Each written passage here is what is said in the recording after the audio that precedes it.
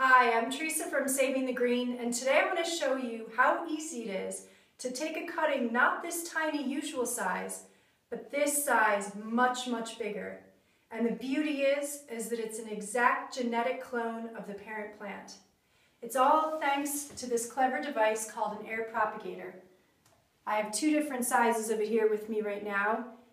It's a device that actually clamps onto the branch of a growing plant, and the roots grow right inside here. Then once the roots fill the shell, you just cut the branch off and you can plant it as you wish. So the two sizes you can see here allow for different size branches. This smaller one will allow up to about 1/4 inch diameter of a branch, where this larger one allows for about 3/4 of an inch of a branch. So you can just imagine how big of a plant you're going to end up with a diameter like that. So as I say, there's a few beautiful things about using an air propagator versus the traditional ways of taking cuttings. As I said, the exact genetic clone is one of them. So if you're working on a hybrid that you're really happy with, that it's got all the features that you're looking for in your plant, those will be passed on directly to the clone. The other thing is that if your parent plant is mature enough to fruit or flower, so will your clone. And the last one, of course, the most obvious, is you can shave months and even years off growing time. So let me just show you how easy these are to attach to the plant. So I have a laurel here, and I've already done the first step on it just for demonstration purposes, but I'm going to show you just how easy this is to do. So I'm going to use the smaller propagator, and you can see I've already cut away a bit of the bark, and that's where the roots are actually going to grow. So the propagator allows you to put the branch vertically or horizontally onto the branch, but the main thing is you want to face the spout upwards so that you can add water if needed. And you can just pop out the notches of whichever way you decide to face this on your branch. So take the black side and face that towards the sun to protect your precious roots, and they'll be very delicate at the start. And then the clear side just allows you to see the roots as they're growing, so you don't have to take the propagator off. So that one fits well. I'm happy with that position. So now I just need to do a couple things to get it ready. So to show you how I did that cutting, I'm going to go back to my branch here. So basically, what you have to do is remove the outer bark and the under cambium layer without taking away too much of the branch itself. The idea is that you're going to send a message to the branch that it needs to push roots out by being disconnected from the roots of the parent plant, but still allowing it to have circulation, so nutrients and moisture from the roots is important to keep intact. So what I'm going to do is about 1 inch cutting. I'm just going to make a ring,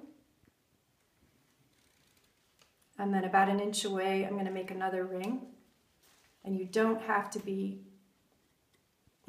precise or too delicate about it. So then I'm just going to scrape, and you can see there that little green layer I was talking about. You just want to shave out the outer bark and that green layer, but don't go too much deeper. You run the risk, if you go too deep, of actually ruining the circulation entirely, and there's a chance your branch could die. Just the branch, not the parent plant. But if you don't take enough, this may also just heal up, which isn't the end of the world. You just do it again. First few times I did them, I had to redo the cuttings, but you'll get the hang of it when you do it a few times. So you just go all the way around the whole branch, removing that top layer.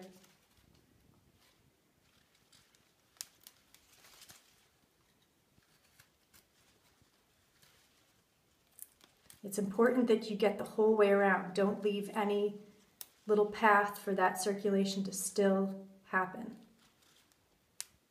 Take all that off.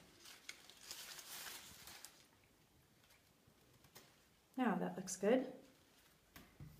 So now our next stage, as with taking any cuttings, you want to use a rooting hormone. It just helps to speed up the process of the roots growing. So you're probably familiar with this step already. The one caveat I'd say to that is Just be careful to read the warnings on these packages. Many of the commercial rooting hormones say not to use them on edibles. So if you plan to eat any of the fruit or the flower or consume it in any way, I would recommend using a natural solution such as seaweed or honey or even willow water. Today I have seaweed here. So I'm just going to take a little teaspoon of this. Because I'm not worried about it, I can put it right into my hand. Just add a little bit of water.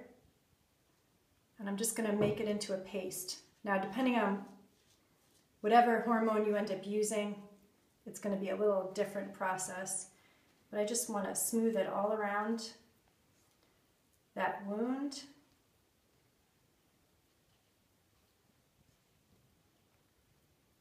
Stick it right on there.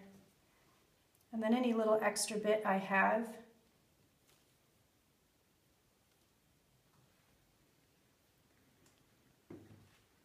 so it'll be the same thing on here.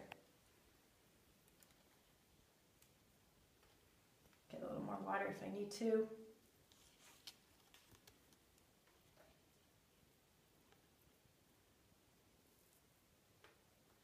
Then any bit extra that I have, I can always place it right in my propagator. It's all just going to help those roots grow a little bit faster. So the next parts are really quite simple. Just fill both sides of the shell with compost or peat moss, whatever kind of soil you have that's quite good at retaining moisture, because we want this to stay moist on the branch for the entire time it's on. I'm just going to add a little water in there.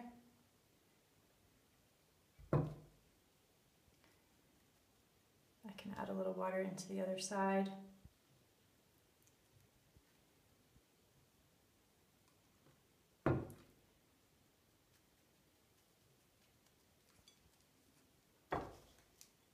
Fill it right up.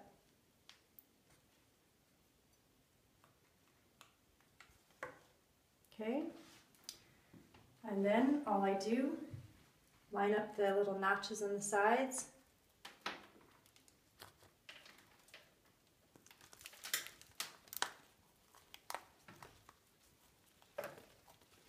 And I just snap it right onto the branch. And I can hear it click, so I know that it attached.